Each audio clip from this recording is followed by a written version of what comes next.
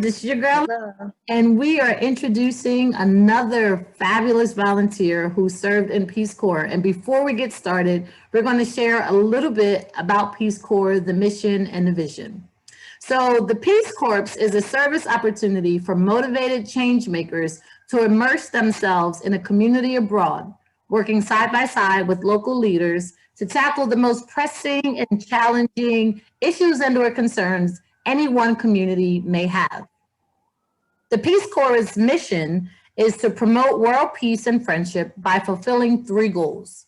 One, to help the people of interested countries in meeting their need for trained men and women. Two, to help promote a better understanding of Americans on the part of the people served. And three, which is what we're here today completing, is to help promote a better understanding of other peoples on the part of Americans. And today we have the fabulous Shifawu. Did I pronounce that correctly? Yes, you did. You did. Good job. Well, thank you so much for joining us. So, would you like to share a little bit about where you served and when? Oh, Yes. but did you want to go directly to the slide or? Yes, we can go directly to the slides. All right, let's go there.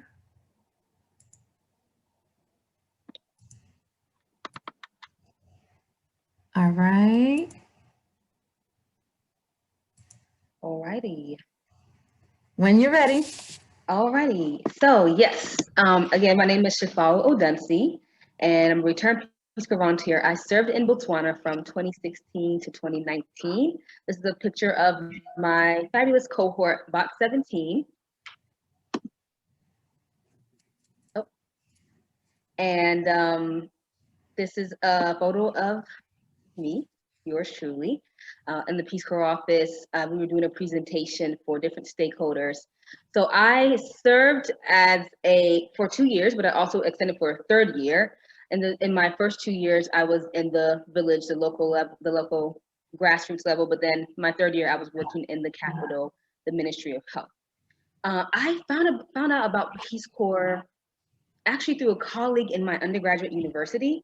They were having this great big going away party for her, and they were saying she's going to go to the Peace Corps. And I'm like, what is that? So I decided to look it up, and I was like, this is really cool. You get to go abroad, you get to serve, work with different cultures, and so I was super excited about the fact that this lady was so brave enough to go abroad for 2 years. And as I looked up Peace Corps, I found that these were the three goals. And then that kind of sold me from there. I decided to apply after my master's in public health program. And I was like, well, let me just try this. I know, I'm getting older, but I really want to just experience this Peace Corps, this whole entire Peace Corps experience. So I served within the health sector. As you can see, volunteers can serve in a variety of sectors: agriculture, youth, education, but I was serving in the health sector. All right, so where is Botswana, right? Some people have heard of Botswana, but others have not. If you know about Prince Harry, you may have heard about it, but Botswana is located right above South Africa, smack dab in the middle, in Namibia, and between Namibia and Zimbabwe. And it has about a population of 2.25 million. It's a very small country. They say that it's about the size of Texas. Wow. They received their independence September 30th, 1966 from the British. They're formerly known as Bechuanaland, but after the independence, Botswana was the name. The capital is Gaborone. That is where I served my third year. And the official languages are Setswana and English. Of course, there are many other languages spoken like many other countries, but those are the official languages that are spoken in Botswana. So here is a map of Botswana. I personally served in the village called Tutume. So if you see the far right corner in the eastern region, I served in the village called Tutume. So for 2 years, I was serving in that village. And then my third year, if you look at the south, I was in the capital of Gaborone, in the southeastern region of the country.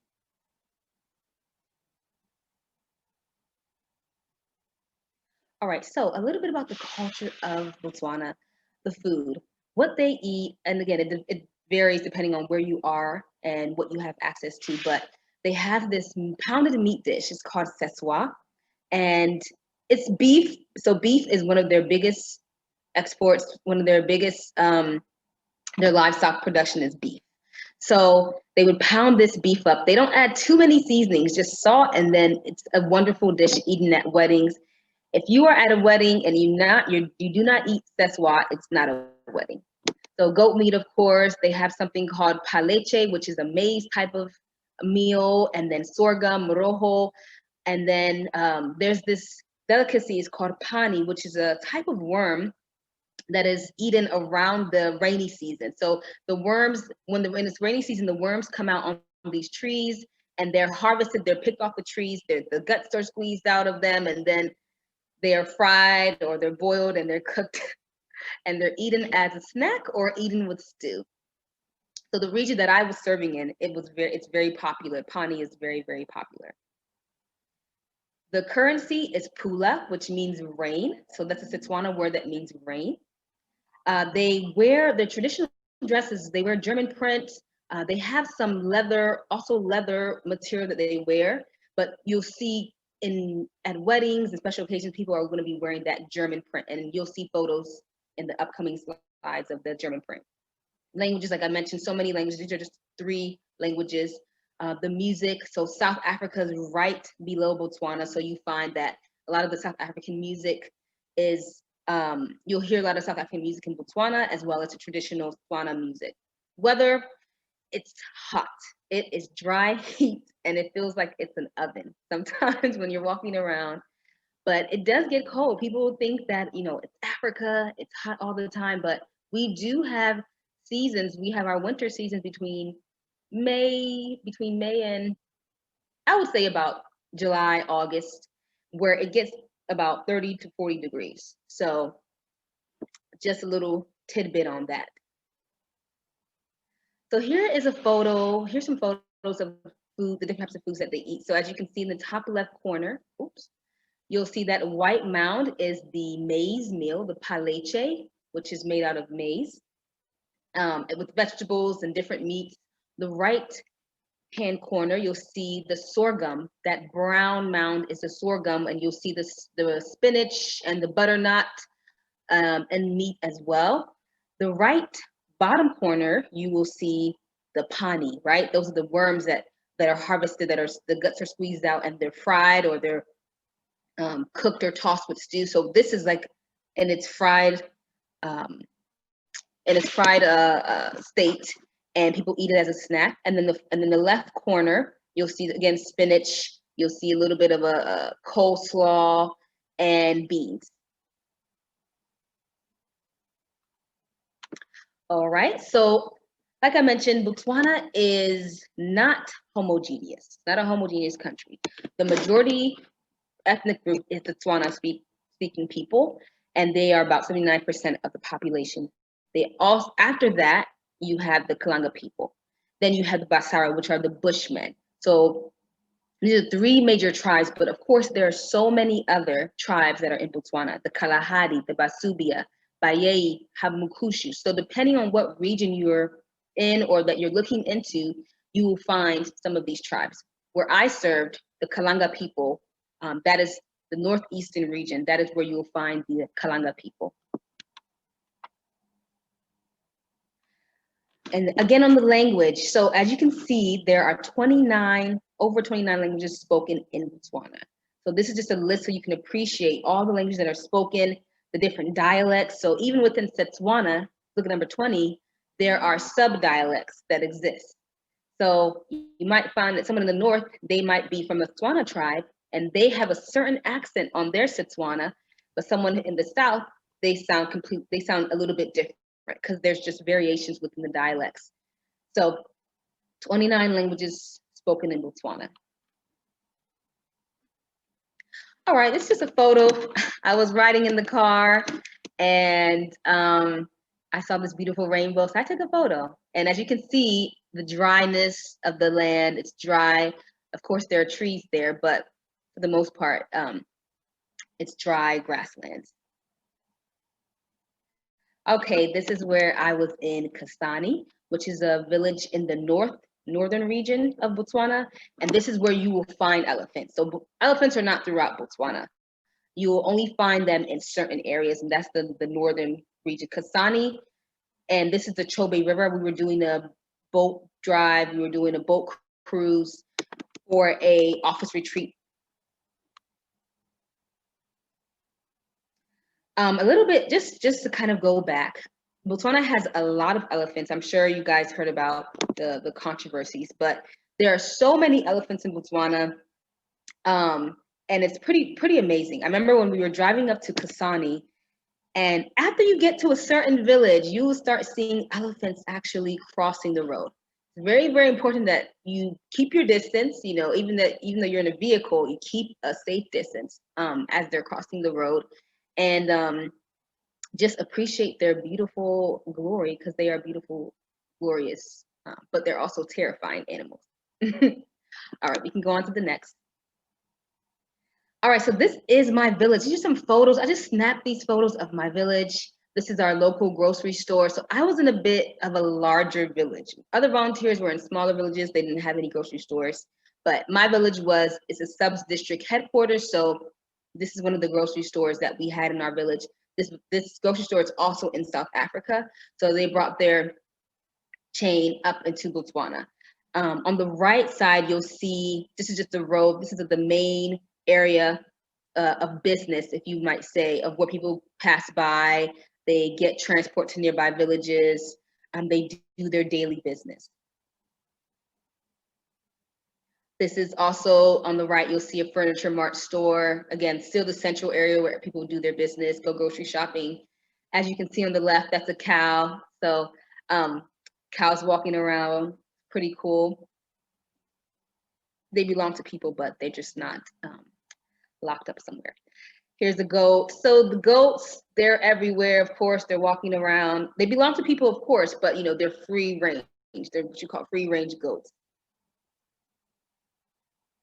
Okay, so Chopi's another grocery store. As you can see, that's where people go and they do grocery shopping. So our village, you find that other neighboring villages will come to do their grocery shopping. So month end, beginning of the month, it would be so crowded in this area because they just got paid and they are wanting to get their groceries. All right, this is just a path where I would walk to and from to the main road, so that way I could catch a taxi to the central area or to work or wherever I had to go.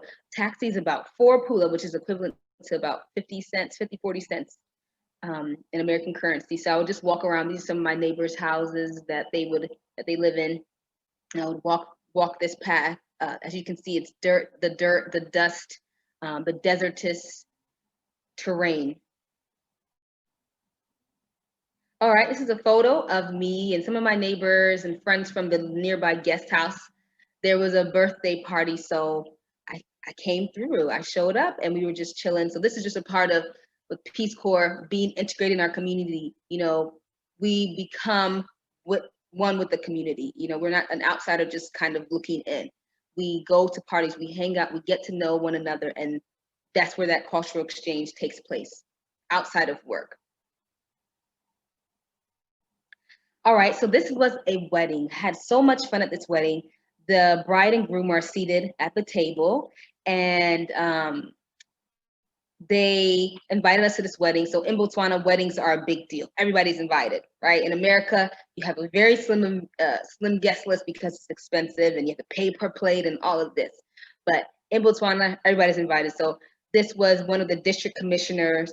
Essentially, he was the mayor of our district. And he invited us to his wedding. So my coworkers, we took some photos at his wedding. It was so beautiful. So as you can see, she is wearing, this is the bride on the right. She's wearing some of the traditional printed outfit, printed material. The lady on the far right, she's wearing German print. So that's what the German print looks like. So you can see that it's blue. You'll see it in red. There are different colors of the German print, brown. They were wearing the traditional, of course, European American wedding apparel. So they're taking photos by the pool. All right, this is just me with some of my work colleagues, just having a great time, right? Enjoying the wedding. As you can see, the lady in the far right, she's wearing German print. That blue print, that is the German print. Even the lady who she's wearing brown and orange, she's next to me. That is also a type of German print. So we're having a good time. We're laughing. We're celebrating our mayor's wedding. Okay, this is a photo of me and some colleagues. This is at our work retreat in Kasani. That is where the Chobe River is. That's where you'll find so many elephants and other wildlife. It's a tourist village, Kasani. Right? Oh, okay. So this is just one more photo of the wedding. They changed a bunch of times. As you can see, this is probably her third or fourth outfit. He has a lot of money. It's a big wedding, so they had to show out for this. Okay, so this is one of my colleagues at work. As you can see, because I was in a larger village, I worked at a sub-district office. I worked in the district aids coordinating office as a local government capacity building specialist. So we actually would work on different strategic planning. We worked on HIV, STI campaigns. We would just work together with the district health management team in coordinating HIV AIDS events and initiatives. So even teenage pregnancy, working with the schools, working with, because we had to coordinate over 30 villages at these activities, HIV prevention activities in over 30 villages. So we would often be sitting at the table, we would have our plans, we would submit our plans to the Ministry of Health. So this is one of my colleagues that I would work with when we would go over the budget for all these planned activities for the year. Okay, and like I mentioned, we worked on different HIV/AIDS prevention activities, but it wasn't only HIV only. We worked with teenage pregnancy. We worked on other comprehensive sex education activities. So this is a ribbon, and as you can see, it's written in Setswana, and is commemorating the 16 days against gender-based violence. So from November 25th to December 10th, we are commemorating these days, bringing about awareness of gender-based violence, because we know gender-based violence is a driver of the HIV/AIDS epidemic. So during these 16 days, we did the health talks, we did campaigns, we did road shows, just to kind of bring awareness about, gender-based violence and the need to stop it, and the need to teach each other about this issue. And so during this time, you'll find that throughout the country, and Botswana is really good about just bringing about this awareness throughout the country, and then the villages were tasked with their own activities. One of my favorite projects was working with adolescents living with HIV. So in Botswana, we have a population of adolescents living with HIV that they contracted it through their mother before, of course, treatment was available for HIV and AIDS. So we have a small population of adolescents who are just learning how to, one, accept their status, but now that you accept your status, how do I now, have self-esteem? How do I now live a full and healthy life? Because we know when you are diagnosed with a lifelong disease, it has a psychological impact. So what we started psychosocial support group clubs. And in these clubs, just a way for you to be around like-minded individuals and to receive support from your different peers and your colleagues, and to encourage different adolescents who are, one, dealing with being an adolescent, but also dealing with the disease, help them adhere to their medication, because if you take your medication, you will have a longer life. You're more likely to have a longer life. But if you're depressed, if you're anxious, if you don't value yourself, why would you take why would you take this medication? So the support group clubs, we would have different sessions, and these sessions would have topics on self-esteem, goal setting, getting to know what your pills are, what does this mean, or the importance of nutrition, and different topics to kind of encourage these adolescents to take control of their lives and realize that HIV is not a death sentence. They can still live amazing lives. and be great leaders in society. So that was one of my favorite projects, is working with those psychosocial support group clubs. All right, so let's get into some language learning. Like I mentioned, Setswana is one of the official languages in Botswana, and we had to learn some survival phrases. When we first arrived, we had to learn some survival phrases, and this was very fun. Now, Dumelang bo malebora. So this is the first sentence in red, means hello, ladies and gentlemen. In Botswana, it's very, very important for you to greet. If you don't greet anyone, they're not gonna help you. They're gonna ignore you. You must greet them before you ask for anything. So we learned that dumela, it means hello. If you want to bring a plural, if you want it to be plural, you add dumelang, you add the ng. So dumela is how you say hello. And when you're coming to someone, when you enter into a room, you greet. You say dumela. So if it's a lady, you say dumela ma. So as you see in the second sentence, dumela ma is hello, ma'am. If it's a man, you say dumela ra, which means hello, sir. So if you don't know anything else, if you can greet, you're doing great. So another, I guess, taking it to the next step, if you want to ask someone, how are you doing? Or how are you feeling?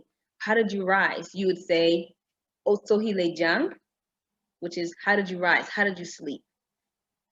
And then they would respond, Ketsohile sentle. So I rose well. So it's very important. Greeting, how are you doing today, right?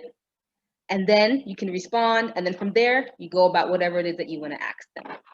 And if you want to say thank you, you say Kia leboha, which means thank you. All right? And so in my village and where I served, they spoke kalanga, like I mentioned, the kalanga people. So they spoke ikalanga. If you want to say hello in that language, you'll say dumilani, which means hello. So that is, as you can see, there's a little variation. Instead of just dumela, is dumilani. That is in the kalanga language. If you want to ask them, how did you rise? You'll say mamuka chini. How are you? Mamuka chini. So I like this language. It just has like more of a kind of a beautiful sing-songy rhythm to it. So mamuka chini, as you can see, it's different, very different from Setswana.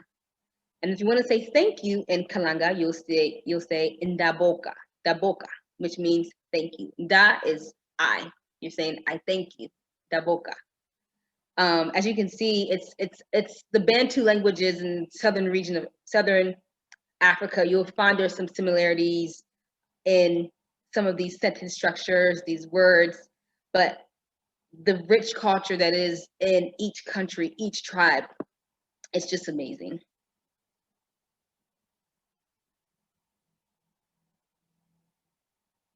All right, thank you so much. I hope you enjoyed this presentation. That was awesome. I'm like over here like, and I'm like, so first, okay. The language, first of all, is absolutely beautiful. Like, Awesome. that you were able to share the different ones that you were familiar with or that you did utilize. Like, I'm totally holding on to two of them, and I will save them at the end of our language. And one of the languages that were spoken in Botswana was spoken in Namibia. Damara, Nama, Ikwe. Yes. So because we're before the borders, so you have to realize that we're all one. So the Bushmen speak the Khoi language. So the Khoi, they have different dialects. So the Namara, those are essentially what they call the Bushmen, the original indigenous. The other tribes like the Setswana, they migrated in, but the Khoi people in Namibia and Botswana, those languages, you'll find that there are some remnants of them that maybe they kind of straddle the border, and so you find people speak the language.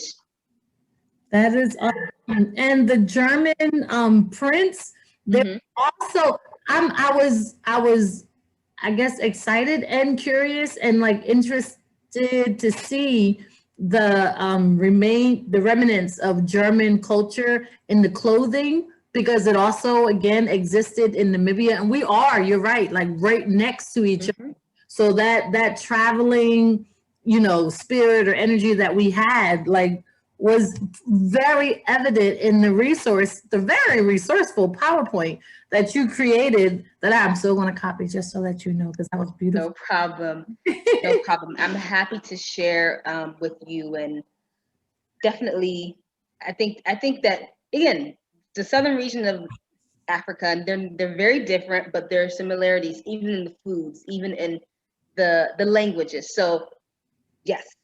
Yeah, that was awesome. I would like to thank you so much for sharing. Like that was so clear. Like most of the questions, Perfect. I only have two questions. Okay. The one question is, what was the favorite, like the best part of your service? The best part.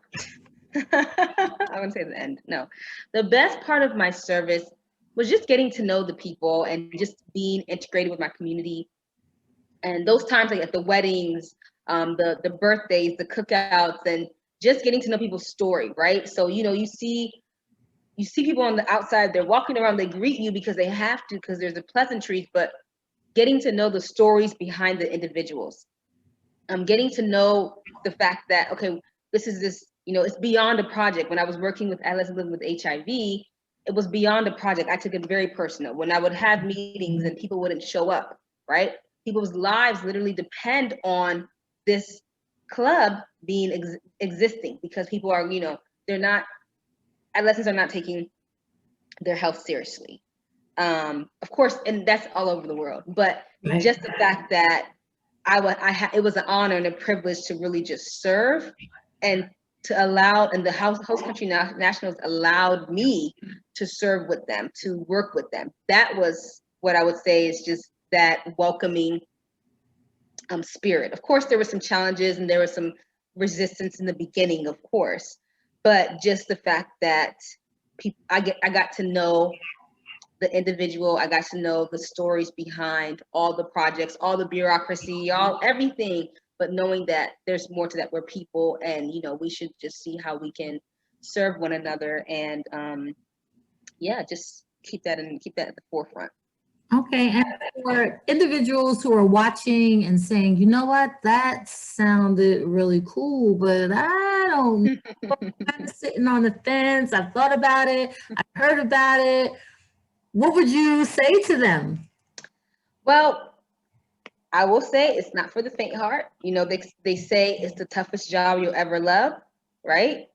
They say that for a reason. So I think that, you know, it just depends on you. I think you have to kind of manage your expectations. Like I mentioned, there were challenges, but there were also definitely meaningful and gratifying aspects of my service.